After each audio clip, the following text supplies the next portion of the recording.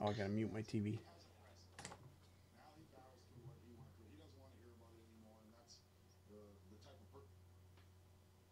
All right.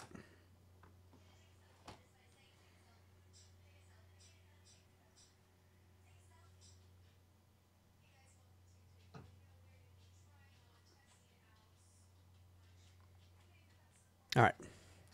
Hello and welcome to Season 2, Episode 18 of the Hockey Nuts Podcast. My name is Wayne Halley. I'm here with Steve Ball. How's it going tonight, Steve?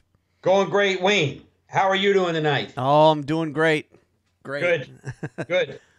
We're here doing our podcast during Christmas week. So both of us have a lot going on. So we're squeezing it in on a Friday afternoon. It's a little after 4 o'clock our time on Friday. So we've got all of Friday night's games in front of us. And, of course, Thursday night's games are all behind us. And we normally record on Thursdays. But we're a day late this week. But we were 2 days late last week. So we're basically just getting caught up on things. That's right. So we've got 6 days worth of hockey to talk about this week. And, there's quite a bit that's went on in the last 6 days, Wayne. Yep, there certainly has. know. First and foremost, our teams are playing well. And then, of course, there were a couple of trades this past week, so we got to talk about that. And I thought because of the Christmas break is upon us that we'd take a look at the overall standings and see where every team stands and what our thoughts are and whether or not each team is going to make the playoffs. And then, of course, I don't know if you noticed, but the World Juniors start this week. Yes, they do. So we'll have a little bit about that. That's going to be highlighted by that big outdoor game in Buffalo. Yep. And then, of course, we'll have all that and all of the news of the week. First and foremost, though, we talk about our three teams every week. So let's go ahead and get started with that. Yeah. And let's get the Carolina Hurricanes out of the way. They had a relatively short week. This past week, 2-1 win actually it was a home game against Columbus back on the 16th. And then they lost 8-1, got their butts kicked at Toronto on the 19th. And that was what they called the 100th anniversary game, or I can't remember what the 100th century game or something to that effect. It was basically a game played at Toronto on the exact date 100 years later that the NHL played its first games back in 1917. So they had that game, and it was a 2 o'clock in the afternoon game. Very strange start time for a midweek game. And then this past weekend, they got a 4-1 win at Nashville on the 21st. That was actually last night. And I saw that game, and it was, I don't know, seemed like for everything that Carolina did wrong against Toronto, they came out and just it was like the coach tore into them after that game, and he probably did. And they came out flying right from the puck drop and built up a 4-1 lead after one. It was 4-0 at one point against Nashville. And then that was it for scoring. All the scoring happened in the first period in this game, and it was pretty quiet the rest of the game. Yeah. And that's a very good Nashville team. They're playing very well right now, that team they beat. Yep. So Carolina, it may be the fact that they started at that weird time against Toronto and just not used to it, playing in Toronto too, Yeah. That may have, I don't know, may just be a fluke. Those are the things you got to put out of your mind quickly, and it looks like Carolina did. And look out, they're on their way up. Yeah, well, they've been playing well. Last week they played very well all week. And then going into this week, they were going into that Toronto game. They had a 3-game winning streak going. And then they turned right around after that, basically stumbling on their face in Toronto, and turned around and won big against Nashville, against, like you said, a very good Nashville team. So overall encouraging for Carolina. They continue to climb up the standings. They're not quite in the playoff picture as of yet, but they're getting there. Yeah. And I think if they continue to play like they are, they're gonna win more than their fair share of games. So the Darling situation still seems to be a bit of a struggle, though. I believe Darling started that game in Toronto. I don't. He did play because I Yeah, remember seeing. Yeah, he played in that game. yeah, Now, whether or not he finished, I actually don't recall.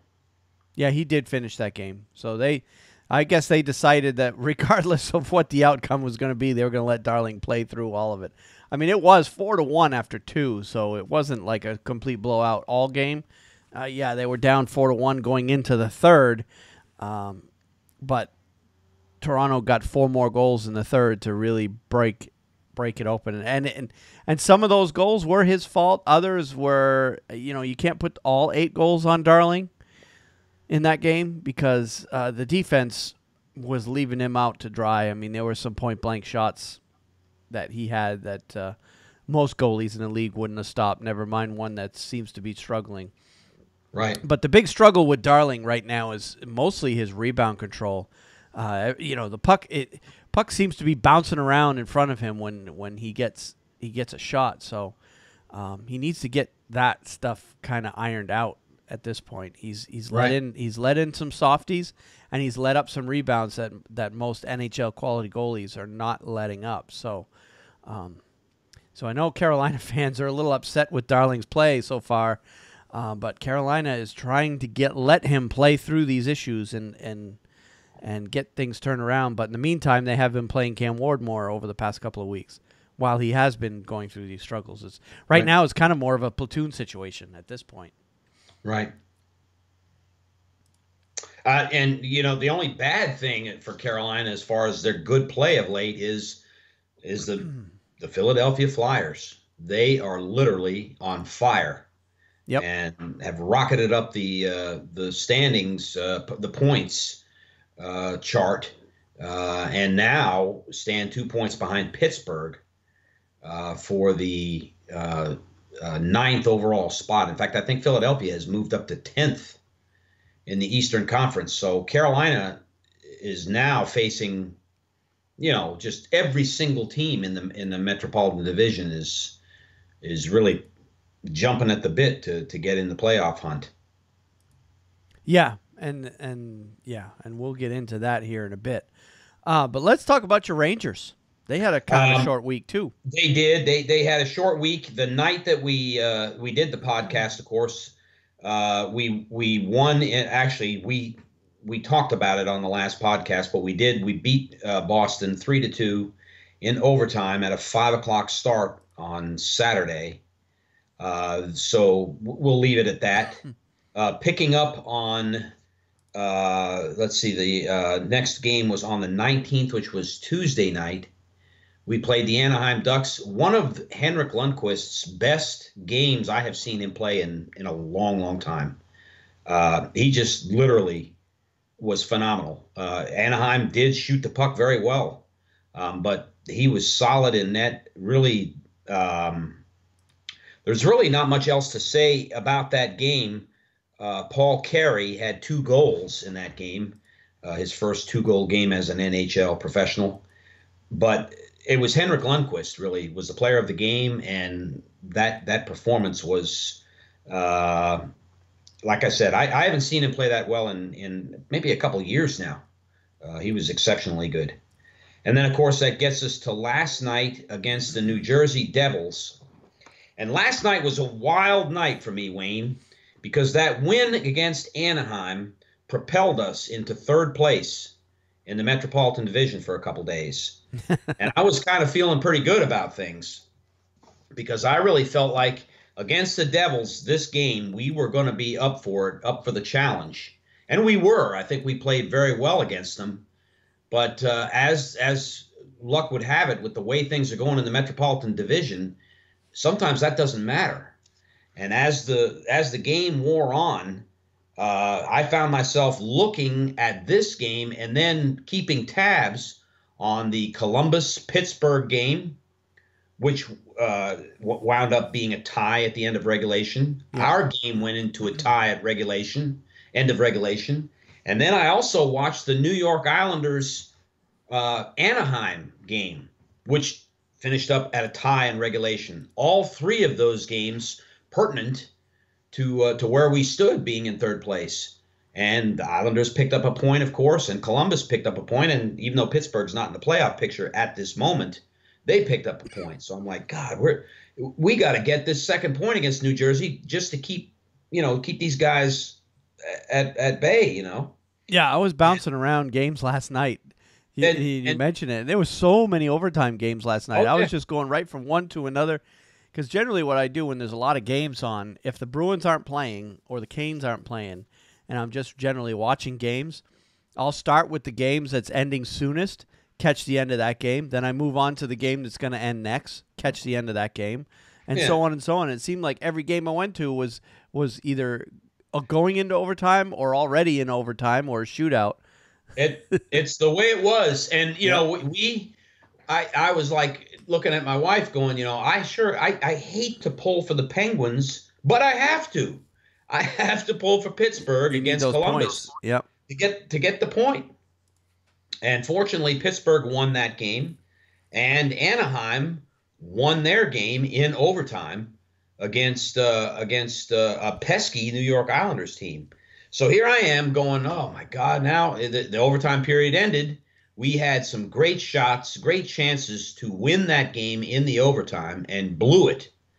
And then it went into a shootout. And let's face it, Corey Schneider is playing very well this year. Unlike last year, he has really stepped up to the task. And the Devils are a good team. I'm giving them credit. But we lost in the shootout to them. And as I said, that extra point, it really hurts we didn't get it. We drop out of third place because of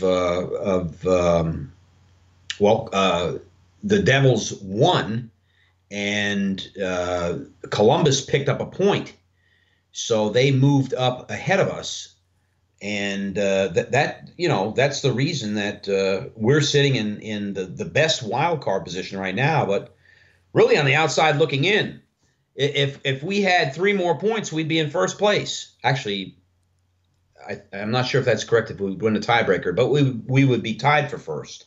Yep. So that point last night was really big that we left on the table. I hope it doesn't continue like this all year, Wayne, but it looks like it might. It probably will. But right now, I think the Rangers are poised to jump into that third spot because Columbus really hasn't been playing that well. No. They lost to Pittsburgh. They lost to Boston. They lost to Carolina, I believe, recently. Yep. So yeah, they're having a lot of trouble right now. They're stealing points here and there, but their last 10 games they're 4-5-1, and the Rangers are 6-2-2. So, even though they're still sitting in that fourth spot, I don't think it's going to be long before the Rangers get back into that top 3. All right, well, let's talk about the Bruins. The best performing team of the week. The best performing team of the week. Bruins had 4 games over the past week, a 3-2 overtime loss, of course, to the Rangers. We talked about that to start last week's show, so there's no need to rehash that game, particularly on my point of view. And then they had a 7-2 win against Columbus on the 18th, which is basically a blowout as far as I'm concerned. And then a 3-0 win against Buffalo on the 19th. And then a 2-1 shootout win last night against a very strong Winnipeg team. Yeah, that was impressive. Last night. So Charlie McAvoy getting the goal on his birthday, getting the shootout winner in that game. So, so the Bruins get 7 out of 8 points so far this week. Probably the best in terms of how we look at things week to week in our podcast, the best week that the Bruins have had thus far this season. Yeah, I would agree with you. Earning 7 of 8 points. We've yet to have a completely undefeated week that I'm aware of. Maybe there was a couple 3-0 weeks, but in terms of a 4-game week, this is the most number of points the Bruins have gotten in a 4-game week that we've been covering anyway. For the most part. But all in all, I think the Bruins are playing about as strong as we could expect them to play. They're getting great performances out of some of their young stars. I mentioned McAvoy. You got Jake DeBrusk, who's been putting a lot of points on the board. You got Danton Heinen, who's been playing very well. And then, of course, the top line of Bergeron, Pasternak, and Marchand is playing as well as expected. So the Bruins right now look very, very strong. And as long as the core of rookies, because, you know, at the beginning of the year, they were really only getting production from that top line, that Pasternak, Marchand, Bergeron line, and then a couple of those guys got hurt, and then they sputtered for a little while. But I think while those guys were hurt, the rookies, or I call them rookies, but basically anybody with less than 2 years experience is what I would refer to as the rookies. We're getting the bulk of the playing time, and basically over that course of time, we're getting a lot of confidence. So I think now that everybody's back and healthy, really the only player that I think, any major player anyway, that's out on injury is Adam McQuaid, and I think right now David Krejci is still battling some injuries too. He hasn't played the last couple of games, but Bruins are more healthy now than they had been for the better part of the first part of the season. So it's nice to see that when healthy, the Bruins can compete with just about any team in the league, because Winnipeg is no slouch of a team, and Columbus is a contender in the Metro as well. So I'm very happy so far this week. And then, of course, the Bruins goaltending, both goalies are playing very well right now. Tuukka was struggling earlier in the year when they weren't winning as often, and now he was very sharp last night. And Hudobin also got a win this past week. So, you know, the Bruins are doing very well right now overall as a team. So let's just hope it continues. Yes. All right, so let's take a look at the standings around the league. Get them pulled up here. All right, over in the East, you have, like we said, your top three as of right now before going into Friday night's games. You have the Metro Division leading New Jersey Devils. Who'd have thought that we'd have been saying that before the year started, with 45 points, followed by Washington tied with 45, and Columbus with 44. Now, Washington has come from the depths. They started off real slow, and they've worked their way up into the top three, so that's pretty scary on that front. They've been playing very, very well lately, and they're 8-2 in the last 10. And they've won 4 in a row. In the top three of the Atlantic Division, you've got Tampa Bay still way ahead of everybody else with 52 points, followed by Toronto with 43 and Boston with 41. So Boston is now only 2 points behind Toronto, and they have 3 games in hand. So just the games in hand alone, even if they only win 2 out of 3, are going to leapfrog Toronto into second place into the Atlantic Division. Right. And then your 2 wild card teams right now are the Rangers with 42 and the Islanders with 40 points. And then on the outside looking in, you've got Pittsburgh with 39, Philly with 37, Carolina with 37, Montreal with 34, Detroit with 33, Florida with 31, Ottawa with 30, and Buffalo way back in the pack with 23 points. Now, as far as teams that are jumping out at me, both good and bad, of course, we've mentioned Washington. Toronto has kind of been sputtering, but they are about to get Austin Matthews back, so that will turn them around. I'm pretty confident in that. Right. Philadelphia, you mentioned, with the 7-3 in their last 10. They've been playing very well lately. Yep. We'll see how long that can continue. And as far as Montreal's been playing very well of late too, 6-3-1 in their last 10, but they're still quite a ways back from the pack. They're 6 points out of a playoff spot at the moment, but it's definitely within reach for them. Yeah. And then the 4 teams at the bottom, Detroit, Florida, Ottawa, and Buffalo, seem to be falling off at this point, in my mind. Yeah, I would agree. I think Detroit has they're virtually on their way out. I think they could still pull themselves back in, but if you consider the teams that are ahead of them and how those teams are playing, it's going to be a very difficult task for Detroit. I don't think they'll do it. So yeah, and it's getting to that point now where you almost played 50% of your games.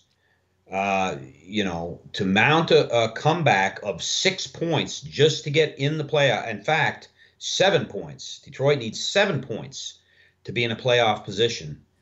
it's getting tough. That's getting extremely hard to do. Yeah, because we are approaching the halfway point, and it's going to take Yeah, a while to make up that many points. you're going to have to play 8-10, 8-2, 8-2, 7-3. You're going to have to play that kind of hockey and to mount a comeback. For 30 games, 25, 30 games. So it's getting tight for them to do that. Yeah, and right now I see, realistically speaking, even though Detroit is only a point behind Montreal, Montreal, as long as Carey Price stays healthy, is always a threat, even though they are still 6 points out of a playoff spot. And the team right above them, Carolina, is only 3 points out of a playoff spot, so they're within reach. They've been playing very well at 5-3-2 in their last 10, with that hiccup. Now, if you look at goal differential, right now we've got every team that's in the playoff is on the plus side of things. Every team that's out is on the minus, and we've talked ad nauseum about how that goes. Right. And you look at some of these teams now. Detroit, Florida, Ottawa, and Buffalo are all 15 or more on the underside of 0 in that category.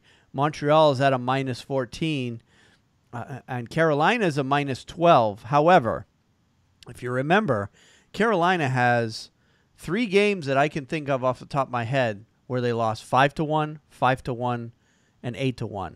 Now the 2 5-1 games were 2-1 games going late into the third, and then then you blew it open 5-1. And then the 8-1 game against Columbus, they were never really in that one. So these are just 3 games I'm thinking of off the top of my head. There may be more, but these are ones I can think of. And if you take those goal differentials in those 3 games out of the picture, so you got 4 goals, and 7 goals. That's what, 15 goals? Yeah. That's a 15-goal swing. You take those 3 games out of it, and Carolina's all of a sudden a +2. Right. So I keep saying that they're a better team than their record indicates, but of course they still have to show that on the ice. But that could happen. And of course Philadelphia is only a -1, so they're a dangerous team as well. And then the one team that is a -10, Pittsburgh Penguins. Yeah. I mean, they're the defending Stanley Cup champions. You could never count them out, and they're only a point out of the playoffs. So that's right.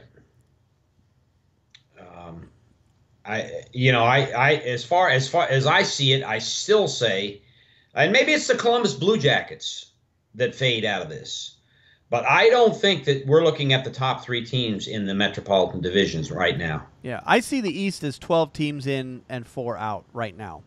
Yep. I see everybody from Montreal and up being in, and everybody from Detroit down to Buffalo being out. I agree. In terms of realistically having a shot at making the playoffs, I don't think Detroit, Florida, Ottawa, and Buffalo have the players to make a run to get back into things. But Montreal, with Carey Price healthy, Carolina, if they start playing better defensively, Philadelphia is only a point or 2 out. Pittsburgh as well. They're a Stanley Cup champion, the defending Stanley Cup champion anyway. Those 4 teams, even though they're on the outside looking in, all 4 are capable of making a run. Right. So, all right, well, let's look at the West. In the West, you've got the Central Division leading Nashville Predators sitting at 46 points, but Winnipeg and St. Louis are 2 and 3, are also at 46 points. So it's basically down to tie breaks to determine those 3 teams. That's right. In the Pacific Division, you've got L.A. with 48, Vegas with 46, who'da thunk, and San Jose with 40. Yep. And then the wild card in the West is Dallas with 41 and Chicago with 39. And then on the outside looking in, you've got Minnesota with 39, Calgary with 39, Anaheim with 38, Colorado with 35, Vancouver at 35, Edmonton at 34, and Arizona with 19.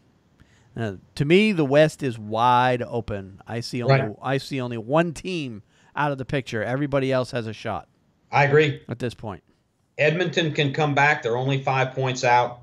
They can still make a mount, go on a run and make that up.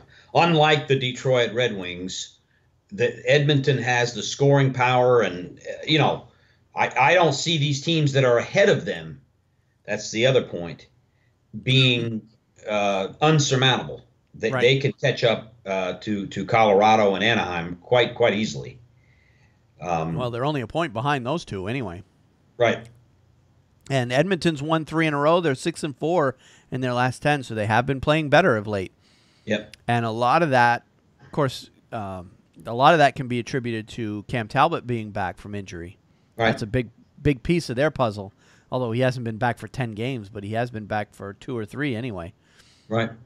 And of course, Edmonton's been winning since he came back. So, yeah, Edmonton's a dangerous team sitting down there in that almost last spot. Right. There's a lot of teams that are definitely going to be afraid of them right now. Right. I think I said it before.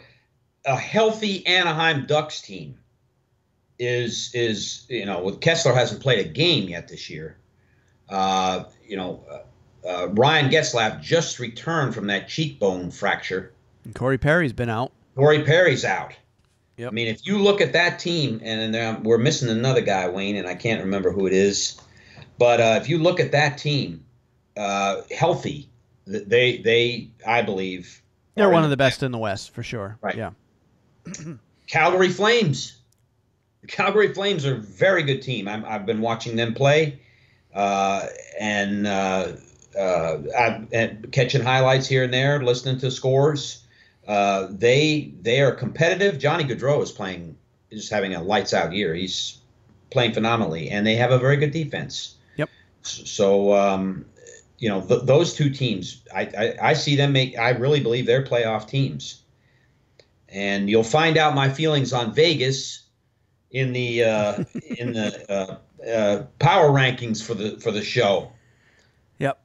Yeah, it's amazing what Vegas is doing. But you're looking at the Vegas Golden Knights, and the one thing that jumps out at me with them is their home record. Yeah. We talked about it a little bit in the past, but they're right now at 14-2-1 at home. So when you have that kind of a record, all you have to do, if they just maintain a 500 record on the road, just 500, not even a winning record on the road, and continue to play as well as they are at home, they're easily in the playoff picture and probably will have home ice advantage if they keep up that pace. Oh yeah. Yeah, there's no even, and I'm looking at it.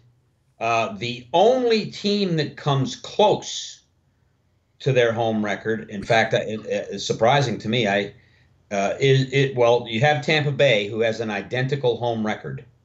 Okay, yep. But outside of Tampa Bay, the only team that comes close is the New York Rangers' home record, and of course the Washington Capitals. The Rangers actually have a little bit of a better record than Washington, having played one more game. But no one else touches their home record. Yep. So, which is why I'm amazed that Carolina was able to steal a win out of there. Now it was either overtime or a shootout win. Can't remember which. It was one or the other. But they still managed to come out of there with 2 points, which not many teams can say right now. Yeah, that's right. But I think the makeup of the Vegas team, they don't have any bona fide stars, but they have a bunch of really good. They have 4 lines of really good players. Right. Like, essentially, they have 4 third lines if you want to really look at it that way. And when you're playing against 4 third lines, there's a point where when other teams are putting their third and fourth lines out there against Vegas, the team that's on the ice for Vegas is better than the team that's on the ice for the opponent. Right. So the NHL, I guess, did a pretty good job of, if they wanted Vegas to be competitive year one, and we didn't think it would happen. We were looking at this team in the preseason. We're like, there's no way this team's going to be any good. They don't have any stars. They don't have any big names. Yeah. And then when their goalies got hurt, we're thinking, oh, here they go. This is it. Yeah. They're going down the standings, but they continue to win. Now their number one goalie, Marc-Andre Fleury, is healthy again. And since he's been back, they've been playing extremely well. They're 7-2-1 in the last 10. They've won 3 in a row. It's going to be a hard team to knock out of the playoff picture. Right. Now, there's some teams that can do it. Like we both feel there are 4 teams that are right now sitting on the outside looking in that have a real legitimate shot of jumping over them. Edmonton, Anaheim, Calgary, Minnesota. Yeah. Can get back into the playoff picture, but it's going to take some work.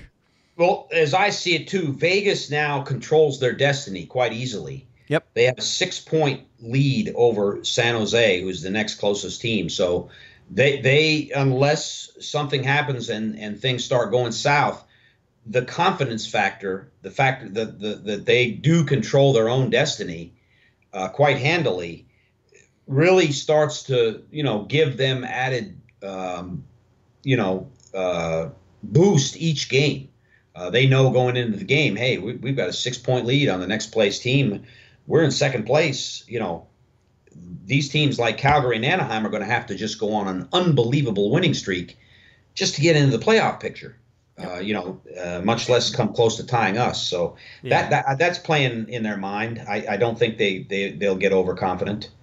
And the further along, another 10, 15 games, hey, it's pretty well a fact they're going to make the playoffs.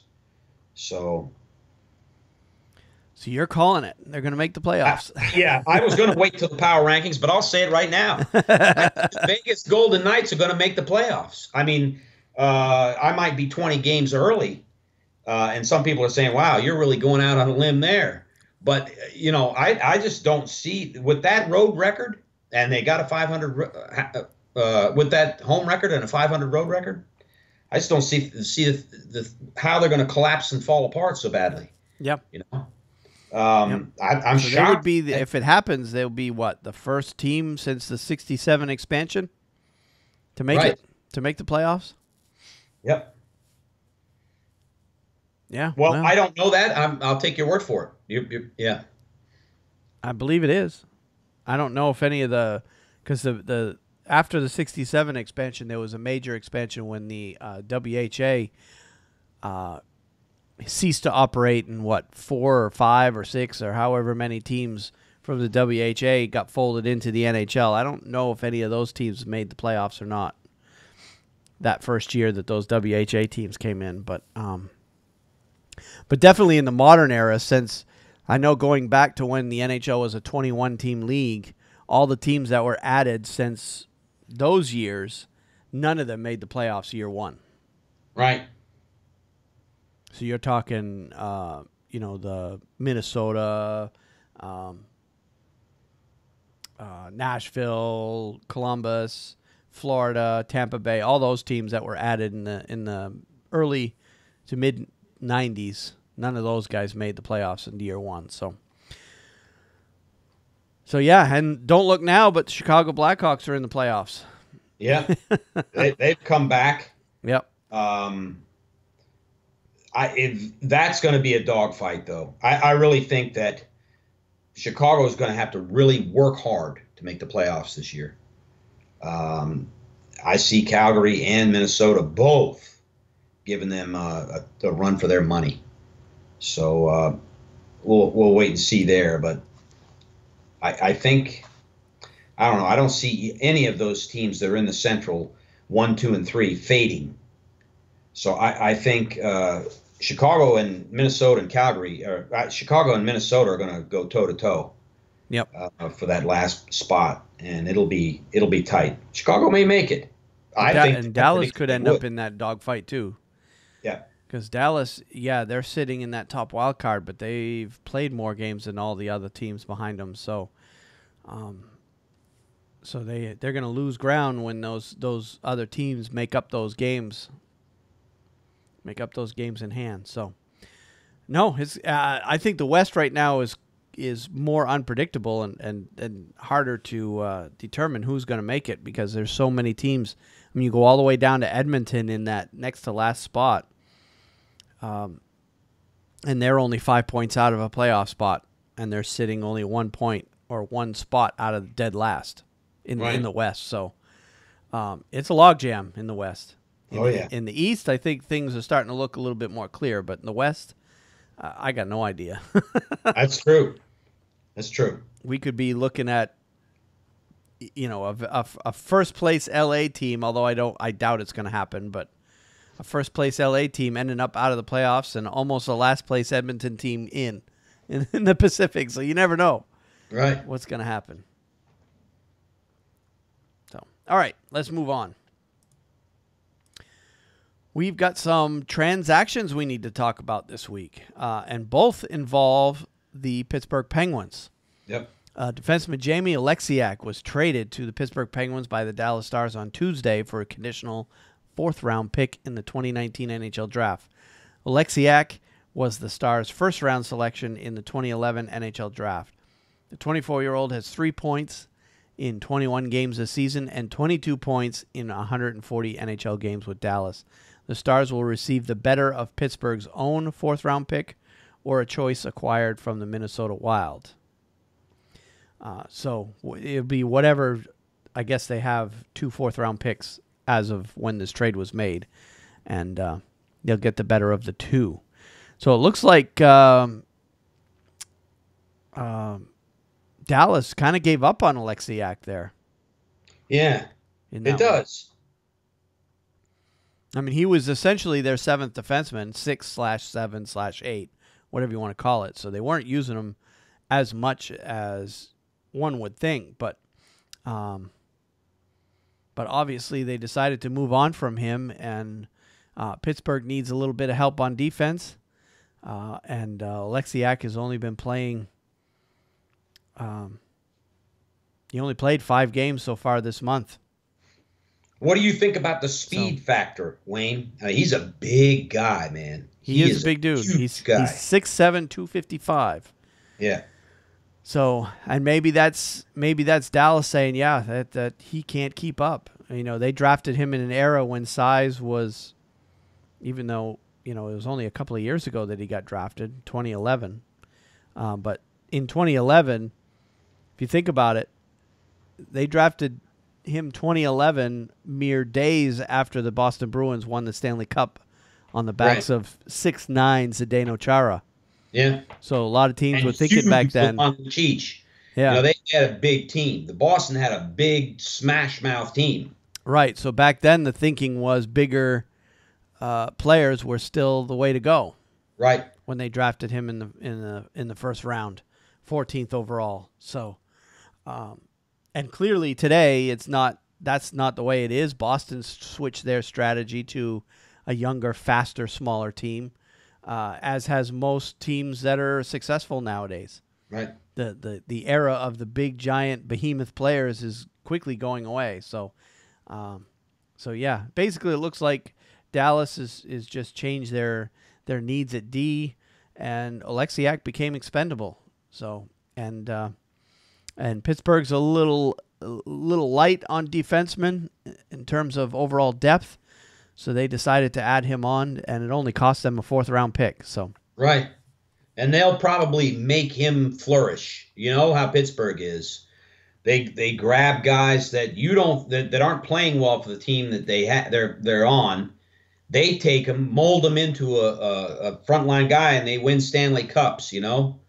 That's how they are. They capitalize on what they have and the opportunities they get.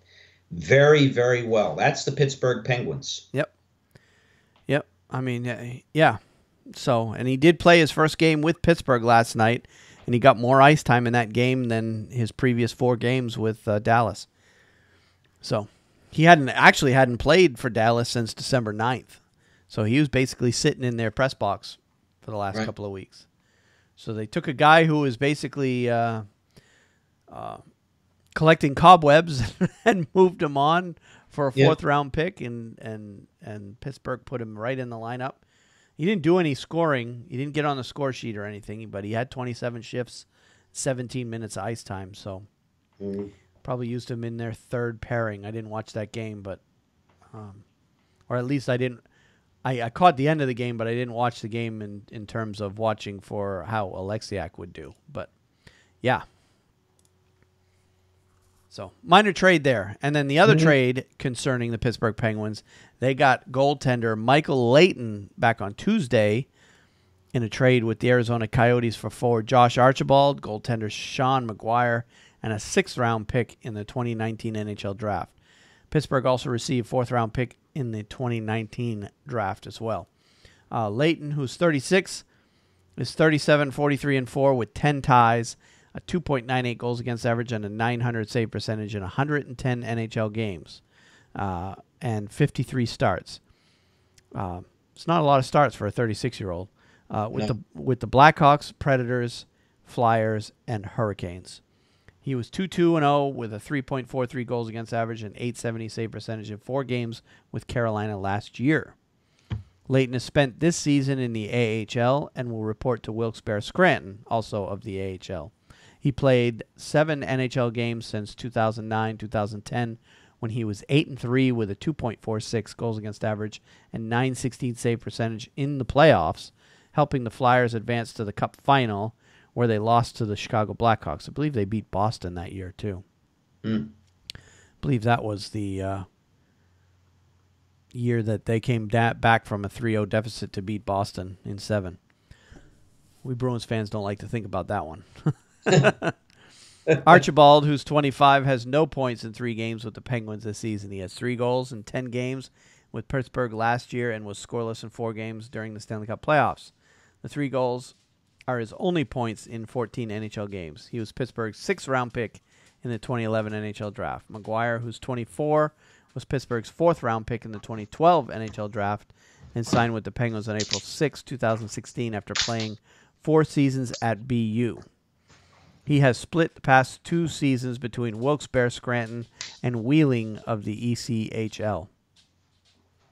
So, and this is another trade that's kind of minor in the grand scheme of things, moving some players that were basically collecting cobwebs, sitting in the press box, moving them to other teams. I know Arizona will probably have Archibald in the lineup every night going forward, and he wasn't really playing for Pittsburgh. And right. And then at the same time, Leighton can give Pittsburgh some much-needed depth on goaltender, and that was exposed when Matt Murray was injured. Mm-hmm. When Matt Murray was out, Pittsburgh was struggling mightily without having him. So they've been able to shore up some of their goaltending. Although I wouldn't label Leighton as an NHL caliber goalie now, but at least it gives them a little bit of depth. Right. So, and then of course Arizona gets a goaltending prospect in return, Sean McGuire. But that's kind of a long-term prospect. He's not a guarantee by any stretch. That's right. So, minor deal overall. All right. Did you see any other transactions that you wanted to talk about? No. Though I did not even know about the second one there, Wayne. But those are the only ones I know of or have seen online on NHL.com. Yeah, that's the only ones that I saw as well. Now, there was a very, very minor trade also on the same day as those other two. Gregory Chase, basically an American Hockey League player, got traded to Florida from Edmonton for future considerations, which will probably end up being nothing. So, all right. Let's talk about injuries then. There weren't many this week. It was kind of a quiet week in terms of injuries. That's right. Did we talk about Brock Besser last week on his injury? Okay. Not that I no. I don't believe we did. He got hurt. He's Vancouver's young star. He does not have a fracture in his left foot, but it remains unknown when he'll return to the Canucks lineup. Besser, who leads the Canucks and all NHL rookies with 17 goals and 30 points, was injured blocking Calgary Flames defenseman Mark Giordano's shot 14 seconds into the second period of a 6-1 loss on Sunday. The 20-year-old forward crawled off the ice, limped into the locker room without putting any weight on his left leg, and was on crutches with a walking boot on Monday. He had 16 points and was the NHL's Rookie of the Month in November after leading the league with 11 goals in 15 games. Besser started the season on Vancouver's new top line with center Bo Horvat and left wing Sven Berterci. But all three are injured. Horvat fractured his foot on December 5th and is expected to miss another 2 to 4 weeks. And Berterci broke his jaw when Giordano clearing attempt hit him in the face on December 9th and is expected to miss another 3 to 5 weeks. Right. So I guess the Sedins are back on the top line. I'll tell you this, man. And I picked Charlie McAvoy, but let's if it ended today, Brock Besser is the Calder Trophy winner, and there's no doubt about it. Yep. He's having that kind of a season. Yep. Of course, he is playing for Vancouver, so there's plenty of room for him to be very successful. But it doesn't matter. He is odds on. Before this injury, the Calder singled out as the Calder Trophy winner. There's really nobody that's going to come close. Nico Hischier, none of those guys are in his league at this point. Yeah, and those guys on that top line are in Vancouver are definitely a big part of their future. Right. So, yeah. So, and that's probably why Vancouver has been struggling of late too. We're having those three young players all being out at the same time. Right. Leaving the team with the Sedins, who they don't want on the top line. Leaving the Sedins there as their top line by default is not good for them. So, right. All right, defenseman Shea Weber left the Montreal Canadiens on Monday to have a foot injury reevaluated. Coach Claude Julien wasn't sure how long Weber will be sidelined. The Canadiens play the Vancouver Canucks at Rogers Arena in the second of a season-long 7-game road trip on Tuesday. We're going to shut him down for a little bit, Julien said. His situation's not getting better. He's got an injury in the foot area that got better, and then it gets worse again. So we're going to send him home and get him reevaluated. Weber missed 7 games at the end of November before returning to play the Detroit Red Wings on December 2nd. He averaged 22:44 of ice time in his past 6 games, including 22:58 in the outdoor game in a 3-0 loss to the Ottawa Senators at the Scotiabank NHL 100 Classic at Lansdowne Park in Ottawa on Saturday. He did not practice in Vancouver on Monday. He's still playing, but he's certainly not comfortable there, so we need to get this solved. We're going to send him home and get our doctors to look at him again, Julien said. He was trying his best at the end. I think the best thing to do is shut him down. He's still playing, but he's certainly not comfortable.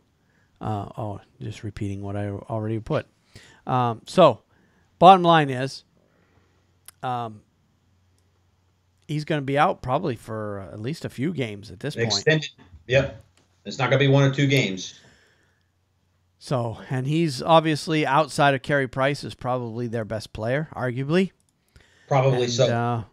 And that's going to make it tough for Montreal to continue their climb up the standings. I agree. But they can do it. With Carey Price, they can do it. Somebody's got to get hot, step in for Shea Weber. They can do it. They are capable of doing that. Yep, for sure. All right, Toronto Maple Leafs center Austin Matthews could be in the lineup against the New York Rangers on Saturday. Let's hope not. I mean, nothing against Austin Matthews. Take an extra day to get feeling better, Austin. Matthews said Friday that a decision will be made after the morning skate that morning. He missed the past 6 games because of a concussion sustained during a 4-3 win against the Penguins on December 9th. Matthews was injured when he collided with Maple Leafs defenseman Morgan Riley with 2:50 remaining in the third against the Penguins. He returned to play 2 more shifts, but said he was not feeling well later in the night and the next day. Matthews confirmed Friday that he did sustain a concussion on the collision. Matthews leads the Maple Leafs with 26 points in 26 games. Toronto is 6-4 in the 10 games that he's been out so far this season. Yeah, safe to say Matthews coming back will be a huge, not only just a talent boost for them, but just an overall moral boost for them. A shot in the arm for the entire team. Yep. Really. I mean, if he steps onto the ice, even if he plays limited minutes, it's a big boost for the team. And Now, where's that but game? that's Toronto? in it's in the Garden. We got Oh, okay. shellacked in Toronto. Remember, we were behind that game 5-0 and came back and tied it at 5-5. I know. Oh, that's right. Yep. I And then remember they that. came out and scored three more goals, made it 8-5. That was a wild game, but we didn't deserve to win that game. Toronto that was one of those games where their offense just stepped it up into another level. Yeah, well, if Matthews comes back, and he'll probably be back. I'd be surprised if they're talking about it now. They're you know how the Toronto press is. Oh yeah, They're not going to feed them anything that then he's going to turn around and not play. right. He'll probably be back, but question is how hard will he go at it? I wonder if he'll be tentative at all. It'll be interesting. Yep. All right, that's all the injuries I came up with. Of course, there were a bunch of players that were put on IR this week and players taken off, but a lot of those injuries we've already talked about. So let's move on to suspensions and fines, and we actually had a couple of those this week as well. Detroit Red Wings forward Justin Abelkader has been fined $5,000, the maximum allowable under the collective bargaining agreement, for spearing New York Islanders defenseman Scott Mayfield on Tuesday. The NHL Department of Player Safety announced. The incident occurred at 19:17 of the first period in Detroit's 6-3 win at Barclays Center. Abelkader was assessed a minor penalty for slashing. I didn't see the play, but clearly it was one that deserved a fine. I don't know what makes them decide to fine players for essentially what is a minor penalty. And what made this slash worth a $5,000 fine and other slashes not? Is it harder than normal or what? Maybe. I guess I have to see the play. And I watched part of that game. Of course, pulling against the Islanders as I have been, but I didn't see the slash. But maybe somebody in the video control room for Detroit says that's worthy of a fine, and or premeditated maybe. Yeah, gets in touch with the NHL safety board and says, look this play over. This is kind of vicious. I could see that happening, where you don't know while you're watching the game, you see the play and everything, and nothing's discussed about it. The announcers may say, well, that was kind of harsh, but he's not being given a game misconduct. The next thing you know, you read about it the next day in the paper. It could be that the folks behind the scenes at Detroit just said, take another look at that. Yeah, I just don't see what makes this a minor penalty for slashing, but a $5,000 fine, but not a strong enough slash to warrant a major penalty. Right, or throw him out of the game. Yeah. I agree with you. The only thing I can think is that somebody got in touch with the league from Detroit. Yeah. Yeah, it's kind of weird. I guess we'll have to, see these plays.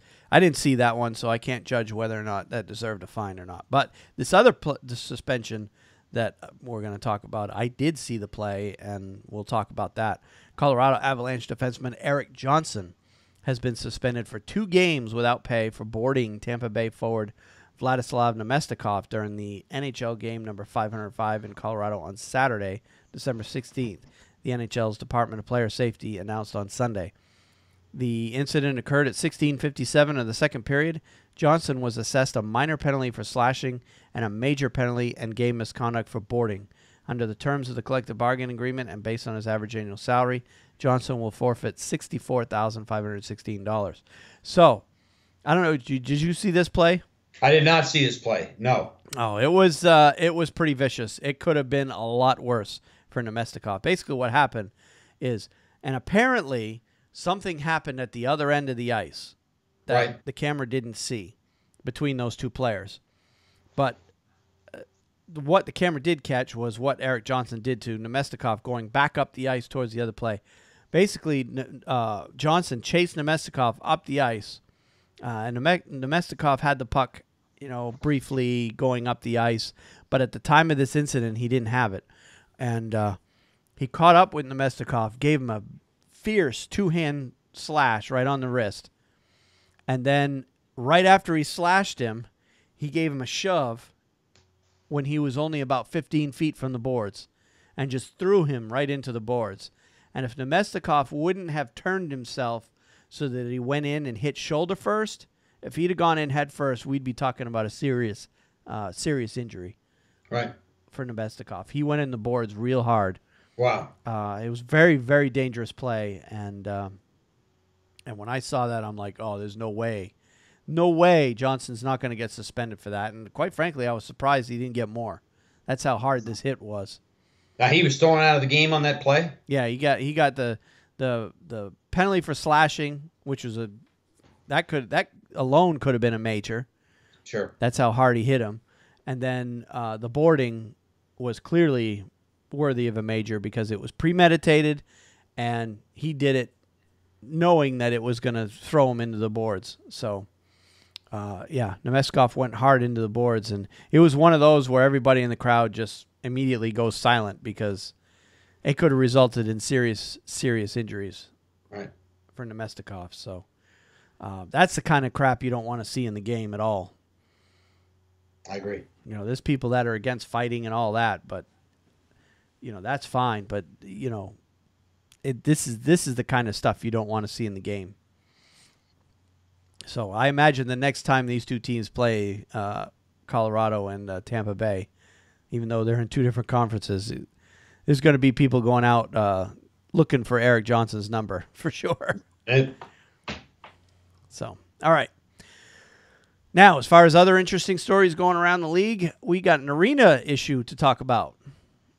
Some news came out of New York Islanders camp. Yep. That they won the bid to build an arena at Belmont Park in New York. And that was selected by New York State. And co-owner John Ledecky said he hopes to start construction quickly. That is our mantra moving forward. We want to play in this facility as soon as possible, Ledecky said after the announcement was made at Belmont Park on Wednesday. The Islanders' proposal includes an 18,000-seat arena, a hotel, 435,000 square feet of retail space, and a 10,000 square foot quote-unquote innovation center. I'm not sure what that's talking about. Mm-hmm. That would be developed with input from residents. Our fans deserve this, Ledecky said. This is about a legacy for them. This is about being community stewards of a great team, a great franchise. This building, this world-class, state-of-the-art, third-generation building that gives them the reward that they deserve so justly for hanging with the team. NHL Commissioner Gary Bettman said getting a new arena was important for the Islanders. It's not about relief, Bettman said. I'm happy for Long Island. I'm happy for the Islanders fans. I'm happy for the Islanders players. I think this is a great day for the franchise and a great day for Long Island. New York Governor Andrew Cuomo said was in attendance and asked Commissioner Bettman if the Islanders could at least play some games in Nassau Coliseum while the new arena is being built. The Coliseum was renovated after the Islanders moved to Barclays Center and has fewer than 14,000 seats for hockey. The Islanders are committed to playing at Barclays Center next season, but it's unclear where they would go after that. We're going to have to take a look at it, Bettman said. This was a recently made request which we will respond to at the governor's request. I think it's really, really, truly where this team belongs, Tavares said. That's John Tavares, of course, their captain. New York Islanders are called the Islanders for a reason. It's exciting news. Obviously, we have some time left playing at the Barclays Center in Brooklyn, and we've got to make the most of it and build off the success we've had there for the last couple of years. Tavares maintained he wouldn't rule out re-signing with the Islanders before the end of this season. The Islanders were one of two bidders seeking approval to develop the property next to the racetrack. New York City FC of Major League Soccer proposed a stadium, retail space, community park, and a 2-acre soccer facility. So, looks like the Islanders aren't going anywhere. No, it doesn't look like they're going to go anywhere at all. And quite frankly, I'm glad for them. I'm happy for them that they're getting this issue resolved. Be honest with you, we've talked about it on this program. If they didn't get this issue resolved, bye John Tavares. Oh yeah, he's not going to stay around there. Absolutely, he's gone. And he still may leave, but I think this puts him in a position now where if he leaves, he'll be booed out of that stadium every single time he goes there, because they made this effort to to change venues in part because of their players. Yeah, and like you said, with if Tavares leaves because the Islanders are still struggling with building issues, nobody's going to blame him. Now, if he leaves, they've got this new arena coming. If he leaves now, now Tavares is the bad guy. I actually see him signing. I think he will. I think this will make him sign because they've got some good players there now. They've got he's not the only guy like he had been. They've got some good young talent coming up through. They're going to be a good team in the very near future, and if not already. I mean, they're sitting in a playoff spot for crying out loud right now. So, but yeah, and I also see, I guess the lease for the Barclays Center ends at the end of next season. And, from breaking ground, it takes about 18 to 24 months to build an NHL-sized, NHL-quality venue. So that looks like the 1919-1920 season, they're still going to be needing an arena. Yeah. I think one more farewell season at Nassau. Well, that's what I thought. But then again, we were I don't know, it might have been a month ago on podcast, something about Gary Bettman said that it's not a viable option for the team. But I still see they've increased the seating capacity there at Nassau Coliseum to 15,000 fans now. And that's what I would think they would do, is just go back to Nassau Coliseum and play there for, one, possibly 2 seasons until this building is completed. Yeah, if they were to break ground, let's say in the next 3 to 4 months on this new facility, because it sounds like they want to get started on the construction, it should be ready for the 2021 season. So next season they'll be in Barclays Center. That's when their lease runs out. I see them going back to Nassau for one more season, have a farewell season, a proper farewell, like they should have had all along, and then celebrate every home game that they have at that building. Oh yeah, until the end of that season, and then the start of the following season is when they move in to their new building. Right, and on top of that, I think the fans know going to the Nassau Coliseum that this is it. Yep. They're not coming back. Right. When they leave this time, it's over. And putting them out at Belmont Park puts them, a little bit closer to where their roots of the fans are. Not Brooklyn is pretty much right in New York City, so putting them out at Belmont Park is at least a little bit closer to their fan base. Right. And I think is a better option for them. So and the mock-ups for the sketches for the new arena look like it's going to be a pretty nice place. Now, they're not going to have the expansive space that they have in Detroit because it is New York City after all. Space is a premium there. But they're going to do a bang-up job with this new arena. So I'm looking forward to seeing it. All right. Now, let's one more note about New York. Did you notice that the ice plant has been delivered and is now being set up in New York for the Winter Classic? Yes, they have a time-lapse camera now. They arrived, the truck arrived on the 18th, I believe. Yeah. So, and construction of the rink is well underway. There's an article about it that has all the links to where you can follow. Like you said, they have a webcam set up, which I think gives you about a 15-minute delayed live picture of what's going on inside the stadium. Right. So you can see the rink being built. So we're getting close to the big outdoor game. Getting close. And once again, Wayne, this is the first time that the New York Rangers have hosted a Winter Classic. They've played in one before, but they haven't hosted it. The games that were held at Yankee Stadium were part of the Coors Light Stadium series. So, New York's really excited about this. I can tell you, this has been on their list for quite a while. Yep. So, and the fact that they're having it, they did one at Yankee Stadium, so now they're doing one at Citi Field, which kind of evens things up a little bit. So it should be a fun time. Yep. And the weather looks like it's going to cooperate for the most part over the next couple of weeks. They're looking at high 30s, low 40s, occasional 50s, which is which is about right for setting up. I mean, obviously they'd like it to be a little bit colder, but it's going to be okay for building ice. So, and there's big articles on NHL.com that explains all the process that goes into building an ice rink. It takes about a week to 10 days for that to happen. So, okay. The last story I've got of interesting note talks about the other outdoor game that actually took place this week at Lansdowne Park in Ottawa, where the temperatures at puck drop was 12 degrees Fahrenheit and ended up falling all the way to 7 degrees at the end by the end of the game. Yeah. Craig Anderson made 28 saves to help the Senators to a 3-0 win against the Montreal Canadiens. The NHL 100 Classic was played in front of a sellout crowd of $33,959. I mean, 33,959 people. Yes. Total attendance for the league's 23 regular season outdoor games now stands at 1.242 million, an average of 54,012 per game. So, obviously, Canada doesn't possess the large football stadiums that we have here in the U.S. of football and or baseball. So their outdoor games, when they do have them, are not going to draw as many.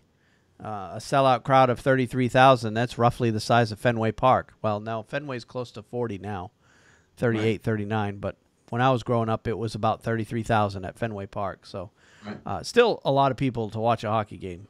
Yep. But it was a good time. But the thing with that game, though, as good as it was, and it looked so cold, I talked to actually one guy that I refereed last Sunday night, and one of the teams that I refereed has a number of guys who are Canadian. They're Canadians living down here in the U.S., so they all play on the same team, essentially. And he was saying he had a couple buddies at the game. And he said they were cold. I bet they were. He said they were cold, but it made easier by drinking plenty of beer. So, but it sounded like the atmosphere was very festive. Everybody was very happy despite the cold weather. But man, all the players looked cold. You saw a lot of players with hoods on and hooded sweatshirts underneath their jerseys and that kind of stuff. But not quite as cold as the Edmonton-Montreal game back in the early 2000s, but this one was probably one of the coldest outdoor games that we've certainly colder than any of the ones held in the U.S. Right. So that's the trouble with having outdoor games in Canada. Sometimes it gets really cold up there. Right. That's right. They should do their outdoor games in October or November before it gets too cold. Yeah. Or do them in March when it's starting to warm up. Yeah.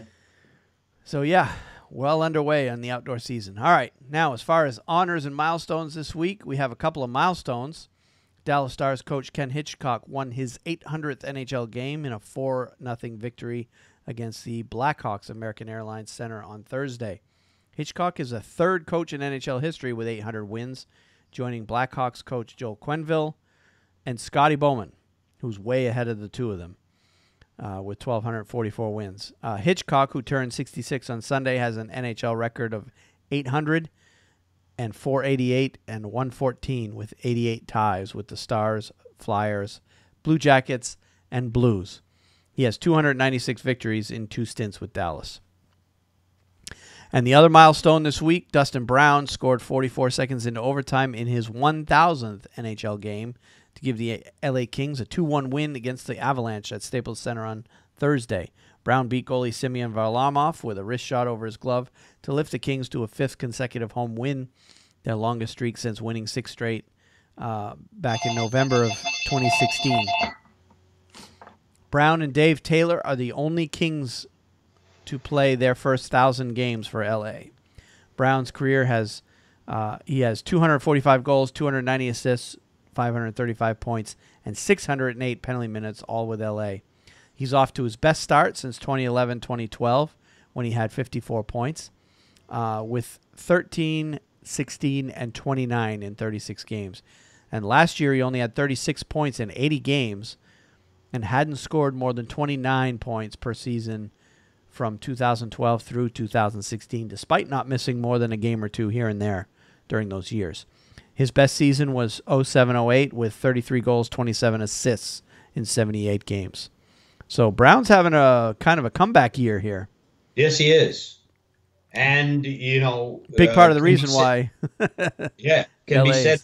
Yep. His comeback year is a big part of the reason why the Kings are playing the way they are. Yep. Another team that I don't see any doubt now they're going to make the playoffs. I really believe it. So take a total collapse. Of course, you know, you have to throw Kopitar in that mix too. He's having a great year. Yep. He just recently played his 1,000th game. Right. We talked about that, last week or the week before. And then the other milestone I saw this week, and it's kind of not one that's really means a whole lot other than the fact that, you know, it is a milestone. The Maple Leafs scored their 20,000th goal in franchise history this week. Now, unfortunately, the article I found that stat in didn't say how many other franchises have scored 20,000 goals, but I believe the Bruins and Montreal are two teams that have scored 20,000 goals already. But I'm not sure if they're the only three. Right. Obviously, New York, Chicago, and Detroit would be the other three that really are the only ones that would be at that plateau. But I haven't done the research to look up to see whether all original six teams have gotten that 20,000 goal or not. Right. All right, now on to our 3 stars of the week. The Chicago Blackhawks' Patrick Kane, Philadelphia Flyers goaltender Brian Elliott, and New York Islanders right wing Josh Bailey have been named NHL's 3 stars for the week ending December 16th. Patrick Kane registered 4 goals and an assist, including a pair of decisive goals to help the Blackhawks to a 3-0 record to extend their overall winning streak to 5 games. Elliott went 3-0 with a 1.31 goals against average and .943 save percentage to guide the Flyers to their 6th straight win on the heels of a 10-game skid. Kind of a streaky team there. And then Bailey posted a 4-4-8, so 8 points, including his first career hat trick in 4 games to help the Islanders pick up a pair of wins last week. So kudos to those 3 guys. All right, we are on to power rankings. We are on, and Wayne, I tell you what, this week is my week, and I've already made my announcement that I was going to make about the Vegas Golden Knights.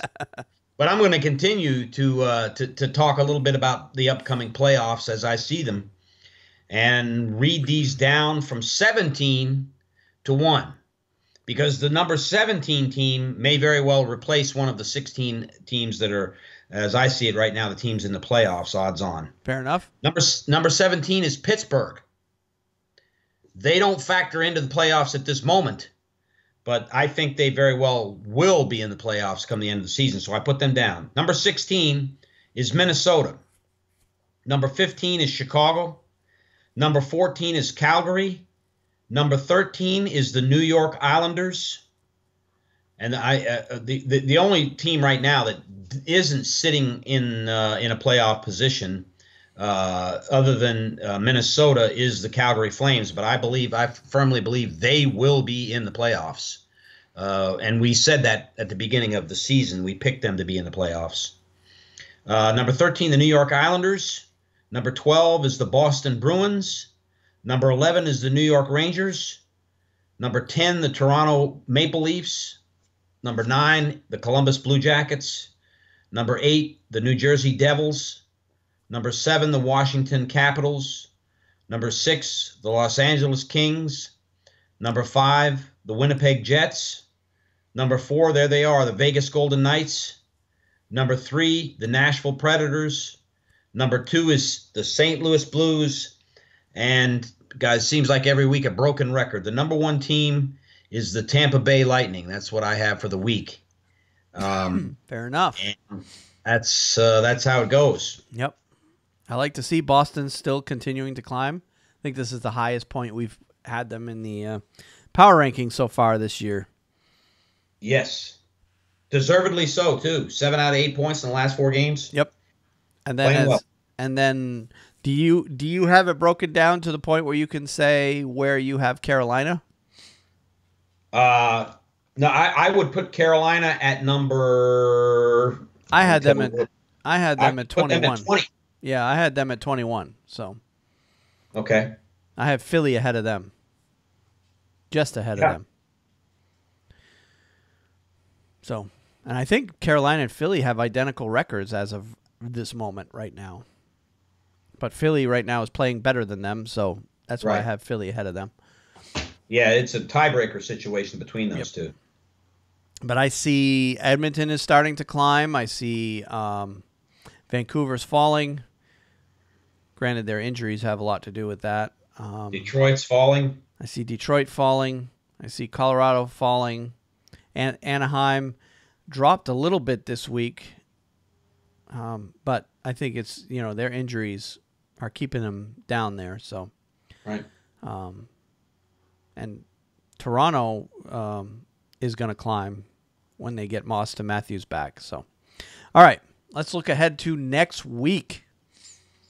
Carolina has just 3 games. Of course, we got the Christmas break built into this week. We've got a 3-day period, the 24th, 25th, 26th, where there are no NHL games at all. Don't know what I'm going to do with myself those 3 days.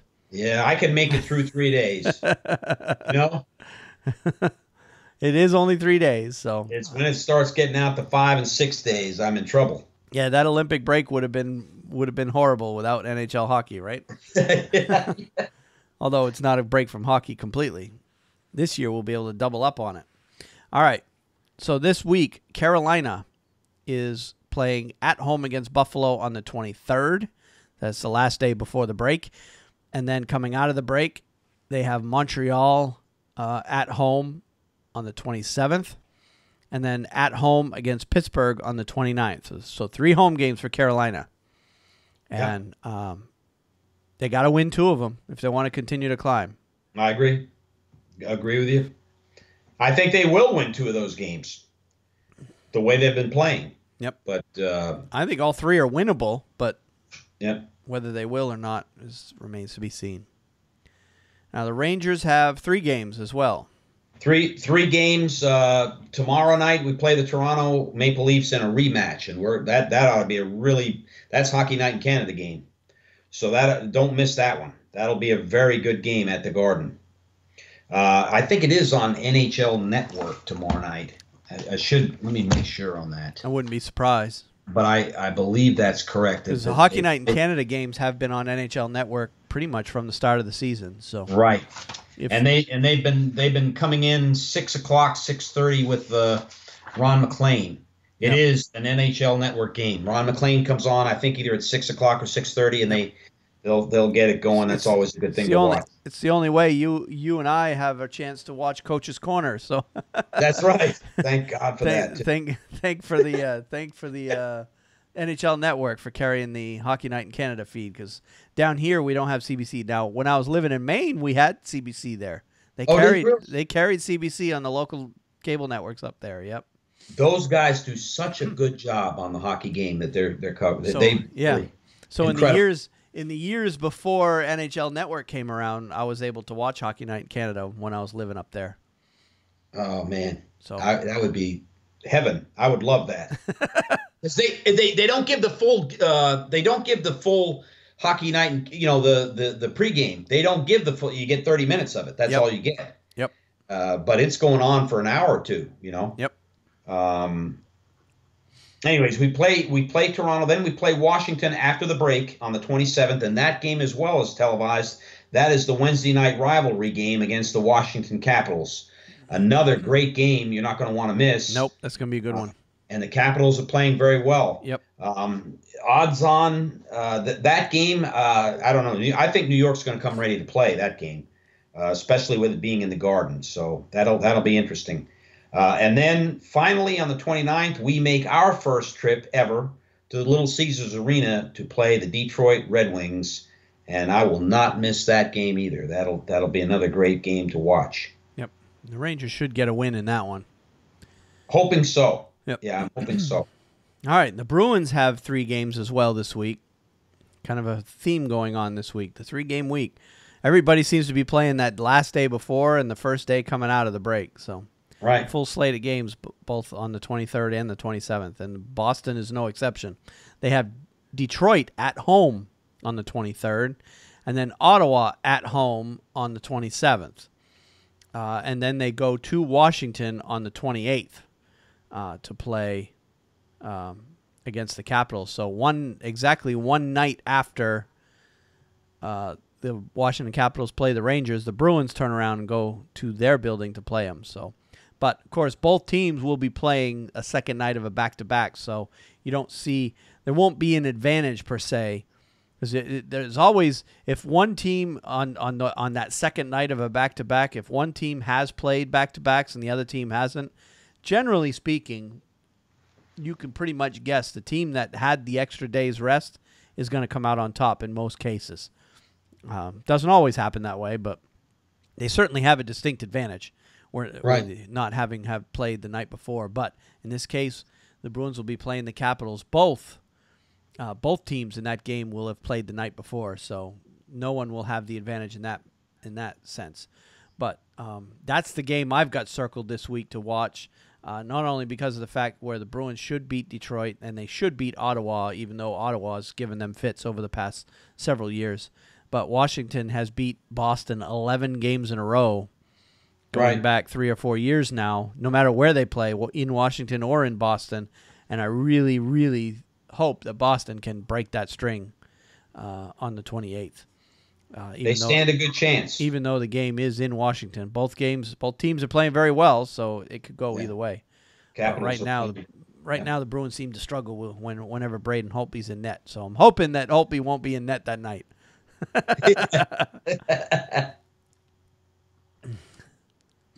All right, so let's I don't know. Is there any other games that you wanted to talk about that are going to be going on over the next couple of days?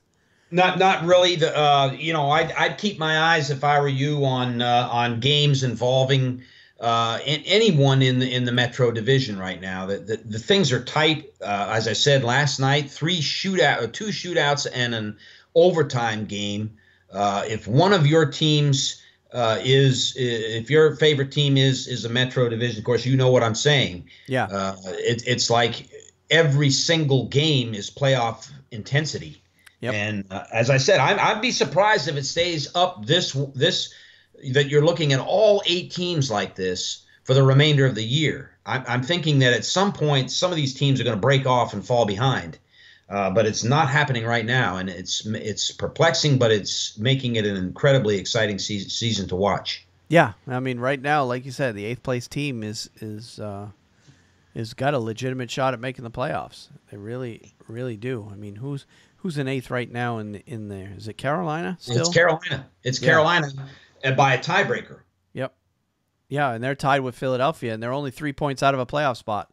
So they're in dead last, but 3 points out of a playoff spot. So, yeah, the Metro right now is a lot of fun to watch for sure. But coming up, there's really no other games tonight, really, that are earth-shattering. Montreal plays Calgary. Those Canadian games are always fun to watch, but other than that, you got Capitals, Coyotes, and Wild, Panthers, and Flyers, Sabres. Those don't really jump out at me as great games to watch unless you're fans of those particular teams. But tomorrow night, Saturday night, 15 games. So only one team is not playing. That's right. Tomorrow night. And there's some good games on the slate for tomorrow night. You got Capitals and Golden Knights playing each other. Predators and Stars. Kings and Sharks. Those California teams are always fun. Canadiens, Oilers. So Montreal's on that Western Canada road trip. Maple Leafs and Rangers, of course, are playing. Some good games there. Incredible. Wild and Lightning. Blackhawks, Devils. Ducks, Penguins. I mean, you name it, up and down the board. There's some great games tomorrow night. And then coming out of the break, there's 11 games that first night. And you've got Blue Jackets, Penguins right off the bat. And those two played last night, and that game was feisty. There was a lot of, even Malkin and Crosby were getting into the to the scrums last night. Oh, yeah. So that game should be fun. This one will be in Pittsburgh. Last night was in Columbus. Yep. Yeah. You've got Canadiens, Hurricanes, of course, coming out of that break. Predators, Blues right off the bat coming out of the break. Stars, Wild. Oilers, Jets. If the Oilers are going to climb the standings out there, they're going to have to beat the Jets. And then the Golden Knights are in California playing the Ducks. So, yeah, some good games. Even though we don't have a lot of games over the weekend, there's some good games on either end of that break. So, all right. I guess it's time to move on to Minor League Hockey Minute. Our Minor League Hockey Minute, Wayne.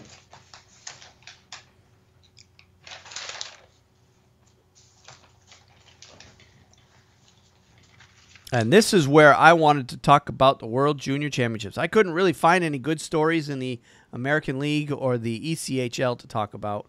So it seems like their press is pretty much taking the week off for Christmas already. Because everything I've found on there is just game recaps, and those are just, kind of boring unless you're following one of those teams closely. But I wanted to talk about World Juniors. I know people in the U.S. don't really care so much about the World Junior Championship, but it's big just about everywhere else in the world. Right. It's the best tournament in the world involving players 20 and under, without a doubt. Right. And this year, Team USA is the host. Right. We're the host country for this tournament. It's being held in Buffalo. And they have held it before there. Yep. Yeah, I don't think the World Championship will ever be held in the U.S. in a city that is not a traditional hockey market. I think every time the Americans get awarded the World Junior, it's going to be in places like Buffalo, Detroit, Minneapolis. North Dakota even hosted it one year. I think the last time the Americans had it, it was at the University of North Dakota, Fargo, and out in that area. Boston. Those are the types of cities that are going to be hosting because they know they're going to draw crowds there no matter what. Right. But if you want to see the future of NHL hockey, you want to see the future players, some of these kids have been drafted already. Obviously, the 19 and 20-year-olds will have been drafted by their respective teams, but have not made the team for whatever reason. But you can also see a bunch of kids that will be drafted this coming June and next June. So it's a fun tournament to watch. I always try to pick up a few games here and there. But this year, there are two pools in the World Junior Championship, Group A, Group B. Group A has U.S., Canada, Denmark, Slovakia, and Finland. Group B has Russia, Sweden, Czech Republic, Switzerland, and Belarus. And the highlight game in terms of pool play, you mentioned at the beginning of the show, is the outdoor game being held on Friday the 29th of December between Canada and the U.S. at New Era Stadium, home of the NFL's Buffalo Bills. So it's going to be an outdoor game at a football stadium. The stadium has a capacity of 71,608. It's in Orchard Park, New York. And it should be fun to see them try to play games, especially if the weather patterns line up and we end up having a bunch of what do you see the Buffalo Bills game last week or the week before when they had some lake effect snow in Buffalo and the snow, they were plowing the field between between plays at that stadium. So it's going to be interesting to see them try to attempt an outdoor game in Buffalo on the 29th of December. So what time is that game, Wayne? That game is at, let's see, it's the website for the tournament says 1500 GMT. So that's GMT -5. So I think that's 3 o'clock Eastern. 3 o'clock? I think so. Okay. GMT -5 is Eastern time zone, right? Oh, I'm going to take your word for that. I don't know. I think Greenwich Mean Time is kind of the world's clock. And I think Eastern time zone's -5. Correct me if I'm wrong on that one. Okay. You can tweet me at Wayne Halley 9 if you think I'm dumb and don't know.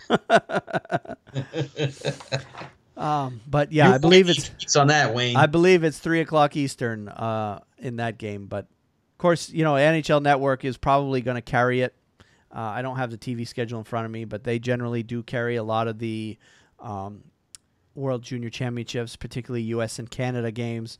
And with that game featuring the U.S. versus Canada, I would bet quite a bit that the NHL network is going to have that game. So it'll be a fun game to watch, and I wish I could watch it. I'll probably have to watch it on tape delay because Friday is a day that I rarely get off from work, only because it's a busiest day of the week for us in that business. So, but anyway, U.S. versus Canada on the 29th in the outdoor stadium, and then, of course, you got a bunch of... But there are games already going on. I don't have it in front of me, but there are games already going on. Here we go, games.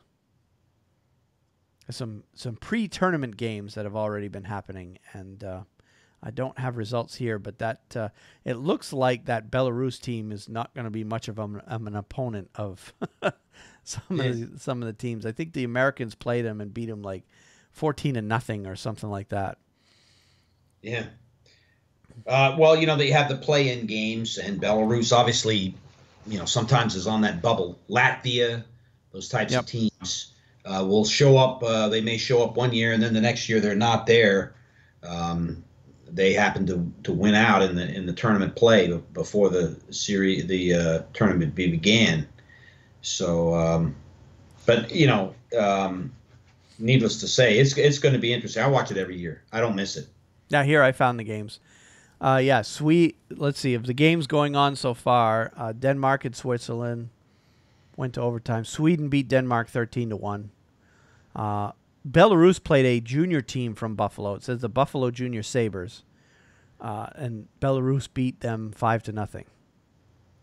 And the Buffalo Junior Sabres they're nowhere near like a CHL quality junior team. It's a lower tier junior team, to say the least. USA beat Belarus 14-0. Canada beat Czech Republic 9-0. So it looks like early on the favorites is probably going to come down to Canada, Russia, U.S., and Sweden by the looks of things. Right. That would be my prediction at this point. But yeah, World Juniors. Extra hockey is always good. Absolutely. And see, the 26th, the first night of games, is the one of the 3 nights that we don't have hockey. So I guarantee you NHL Network will have some of those games. Oh, yeah. They'll have the whole day on. Yeah. So on that day, you have Czech Republic playing Russia. You have Belarus playing Sweden, Canada playing Finland, and Denmark playing U.S. Yeah. So it all lines up for a Russia, Sweden, Canada, USA getting wins on the opening day of that tournament. Yeah. Pretty much. I agree. You heard it here first. All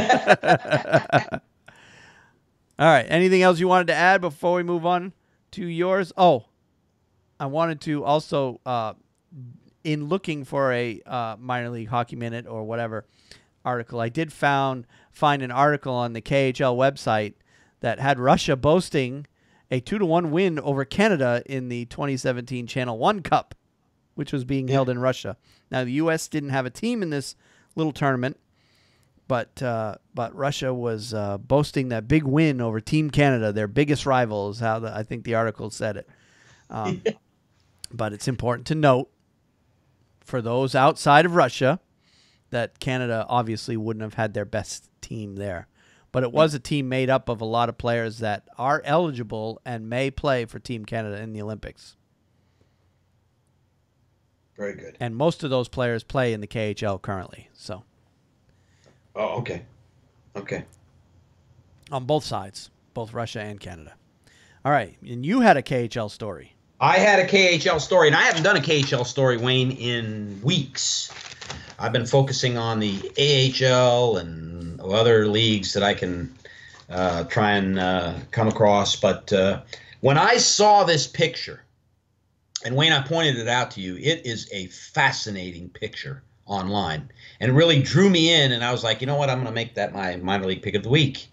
If you go on, if our listeners are listening to this and you're halfway interested, go on to the KHL website. You can go on there by typing in en.khl.ru, en.khl.ru. That'll take you onto the KHL website, which Wayne and I keep abreast of quite frequently. Well, that's the English. That's the English version. If you read Russian, you can just go to khl.ru, and that'll take you to the Russian version. Yeah, go to the Russian version and have at it. You can really go to town there, because I wouldn't be able to make heads or tails out of any of that. But there is a picture in the news section right now of Sergei Mozyakin, and as you know, Wayne and I mention him quite frequently on this show. Odds on the best player in the KHL, Sergei Mozyakin, who's a forward for Metallurg Magnitogorsk. He is literally, with his skates on the ice, parallel to the ice. Now, Wayne and I think that he is falling over when they took this picture. But at the moment they took the picture, he's not falling over. And I don't know how he does this. It's not trick photography.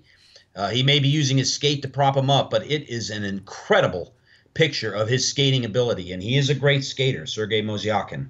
The article that I've got off the KHL website is entitled "Mozyakin Reaches New Milestone, but Magnitka Loses Out." In a game that was a shootout, Vityaz beat Metallurg Magnitogorsk 2-1 in a shootout. Sergei Mozyakin returned from injury, and he's been out for 12 games, and immediately got back to what he does best. The record-breaking forward showed he'd lost none of his sharpness during a 12-game absence, scoring his 300th goal in KHL regular season play. The big moment came on a power play early in the third period when Mozyakin rattled in a shot from the point. Home goalie Igor Seprikhin saw the shot late, but may feel he'd like the moment back as he was beaten over the glove. However, Mozyakin's latest milestone was not the final word in this game. Vityaz tied it up with 8 minutes to play when Berna Radulich scored a power play goal of his own, and the game went on all the way to a shootout. And there, Vityaz claimed the win. Seprikhin avenged himself on Mozyakin with a save, and Alexei Kopechkin produced the only goal of the shootout. He was the only successful goal to get in for the game, and of course the verdict went to Vityaz 2-1. If you look at the standings in the KHL right now, it's like there's two teams, SKA and CSKA, and that's it. SKA has already got over 100 points, and I think it's not even January yet. It's not even January. CSKA, I believe, is like 8 to 10 points behind them, and then forget it. The rest of the teams are all in the 70s. So now it's important to note. It's important to note that they use a 3-point system over there too. So that's right. They're going to have more points, but the Metallurg is not the cream of the crop in the East this year. Akbars is the top team in the East. So and of course they've had years where they've been very good, as I've studied the KHL. But anyways, that's my minor league minute. Thank you very much. Metallurg's in 5th place right now. Wow. Right. And they've won the championship recently. Please check out that picture. I will say it again. It is an unbelievable picture of Sergei Mozyakin. Yeah, it is. Yep. Yeah, and you're right. SKA and CSKA are running away with things right now. And, yeah. Wow. 31-4. 31 wins, 4 losses for SKA. Yeah. It's like they're cheating. Yeah, no. And we could debate all day on why that is in the KHL, but that's for another show. All right. Well, let's go on to the College Hockey Minute. That's actually going to be a quick one because last week there were only 16 games going on all over the country total. And there was only one upset of a ranked team, and that was when unmarked Dartmouth went to Denver and beat them. Denver's the number 2 team at the time. A 5-4 win for Dartmouth. Every other game was pretty much between either unranked teams or the ranked teams won their games. Upcoming this week, there is no games at all. All 60-plus teams in the NCAA are off this week. And that's mostly due to the fact that almost every college in the country is off until after January for their winter breaks. Of course, the University of Maine hasn't had a game last week or this week, so there's nothing to talk about there. Now, last week I talked about the pairwise rankings, and those really haven't changed due to the lack of games. Certainly no more than 1 or 2 teams. They may have moved up up or down 1 or 2 spots. I'm not even going to talk about that. This week I'll talk about the U.S. College Hockey Online poll, which as of right now, and this is kind of a voting poll. It's not a statistical. The pairwise is a statistical ranking of how each team is that basically a computer decides. This is a poll on various members of the press, coaches, etc., that decide who they think are the best teams are. So, in this poll, at number 10, we have Minnesota. At number 9, we have Ohio State. At number 8, we have Northeastern. At number 7, Minnesota State. Number 6 is North Dakota. Number 5 is Cornell. Number 4, with 1 first-place vote, is Clarkson. Number 3, with 6 first-place votes, is Notre Dame. At number 2, with 8 first-place votes, is Denver. And at number 1 this week, with 35 first-place votes, is St. Cloud State. St. Cloud State is sitting at 12-2-1 on the year, and they're the only team in the country. No, I'm sorry, scratch that. They're one of 2 teams in the country with only 2 losses. The other one being Cornell, but Cornell's only played 12 games total, where St. Cloud State has played 15 games. So, and I also want to note, as far as the homer coverage, Maine actually received a vote in this week's poll. Oh, wow. They got 1 vote, which means somebody out there voted them in the 20th spot in this week's poll. So they got 1 vote, and if you actually counted the number of votes, because the way the poll works is they show the top 20, and then they show a box underneath that says other teams receiving votes, and then they list all the teams and how many votes they got. Well, Maine and Bentley are tied in with dead last in that list with 1 vote each. And what that means essentially is, well, Maine's on the board anyway. Yeah. So if they were to include those as part of the poll, Maine would be sitting tied for 33rd with Bentley. So, yeah. And Maine has a winning record. It's the first time they've had a winning record at the Christmas break in quite a few years. So, that's great news. Very, very good. Team, kudos, Wayne, to your team. Maine fans are encouraged by that for sure. Yeah. All right. That's enough for college hockey. Let's move on to our picks of the week. All righty.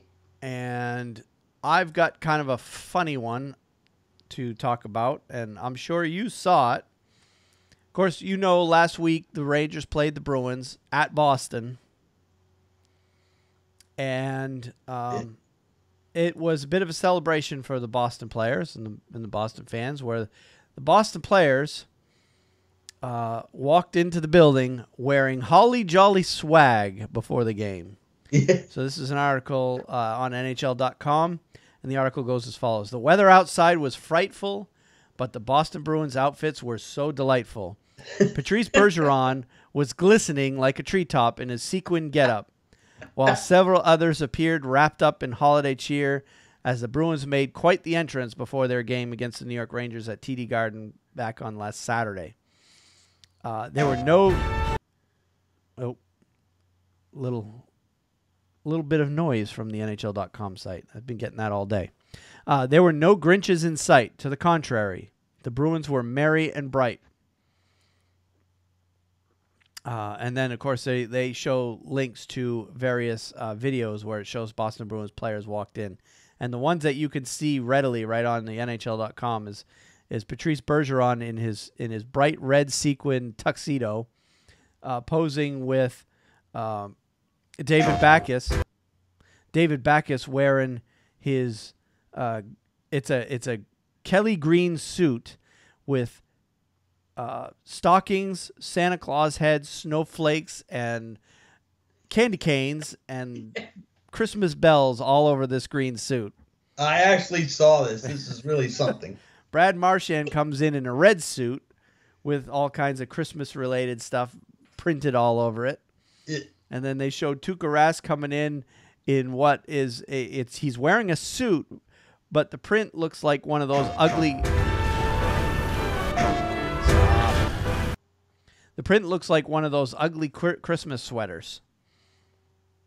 Yeah. And then they showed Charlie McAvoy coming in. His suit is actually black. It's one of the few that aren't bright colored red or green or one of the Christmas colors. But his suit is black, but he's got printed all over his suit just a string of Christmas lights, multicolored Christmas lights all over his suit. So it's quite interesting. There's a link to the article in the show notes if you want to see video of these players coming in. It was pretty funny to see them all come in dressed that way.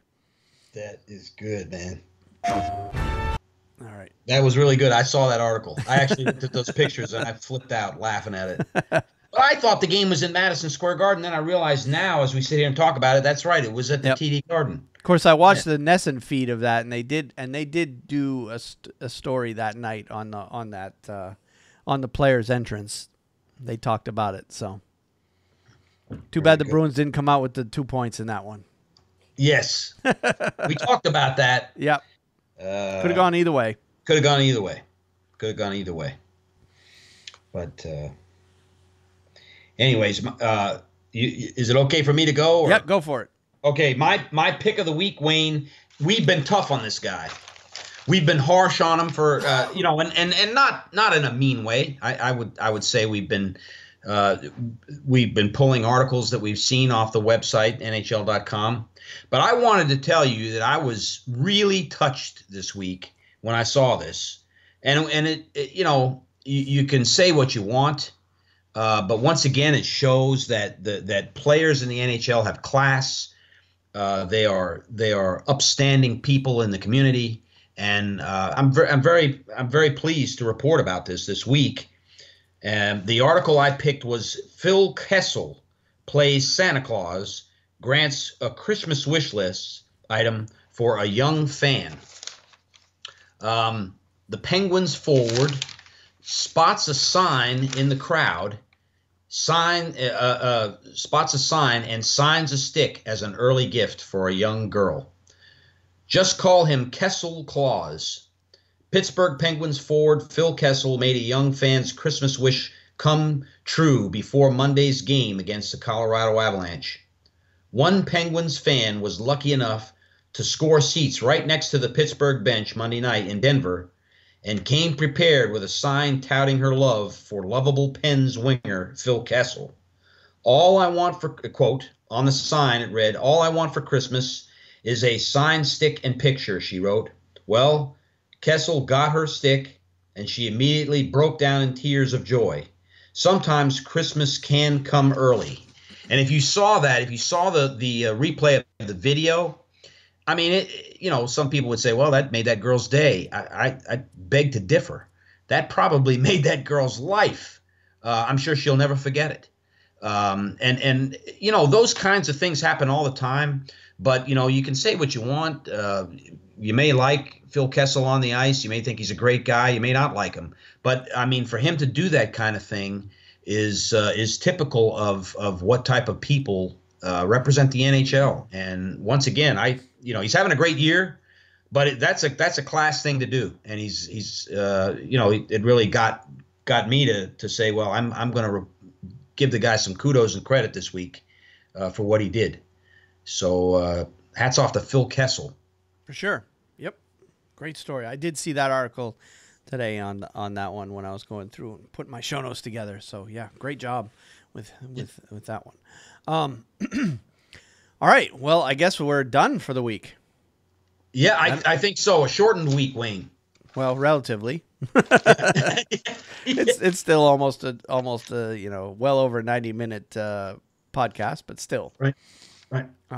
Only 6 days, and next week we'll have even less to talk about because you have that 3-day break there where it's basically going to be looks like the league is going to be radio silent, because I even saw while you were talking there, I looked up and I happened to notice the NHL network was saying that tonight's version of NHL Now, the show that comes on before the games start.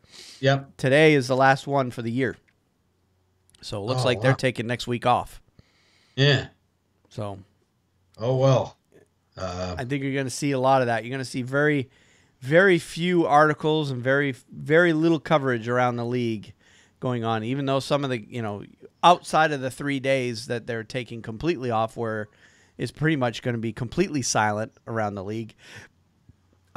You're also going to have very few extra articles going on between between Christmas and New Year's. So as everybody takes a bit of a break before we get started, the playoff push in January. So, right.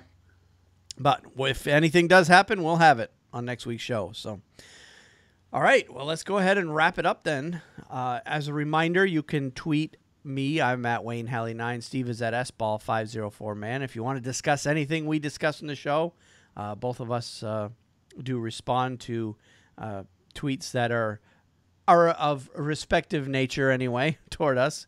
There's always those trolls out there who just want to get you going, and depending on what their motive is, I may or may not respond to that crap. But but if you want to debate anything respectfully, I'm always game for that. So that's part of why we do the show, is for all of us fans. We're fans too, and so are you the listeners, and we enjoy the game and we enjoy talking about it, which is why we do the show ultimately. So that's right. And then of course you can email us at feedback@hockeynuts.com if you want to just send us an email. We're always open to those too. So with that, we'll go ahead and end things, and I want to be the first to wish everybody a Merry Christmas, Happy Hanukkah, Happy Kwanzaa, and whatever. Happy Festivus. Whatever holidays you celebrate this time of year. And of course, we'll probably do one more show before the new year. So I'm not going to wish everybody a happy new year just yet, because we'll have one more show before the new year comes around. At least I expect we will. And we'll go from there. Wayne, I'm going to wish you and your family and everyone out there a Merry Christmas, and hope that it's the best one you ever had. I hope so. I hope the same for you, and I hope the same for everybody who listens to us on a weekly basis for sure. All right, well, let's go ahead and end things, and until next time, we will see you then. Have a good week, Wayne. Yeah, you too.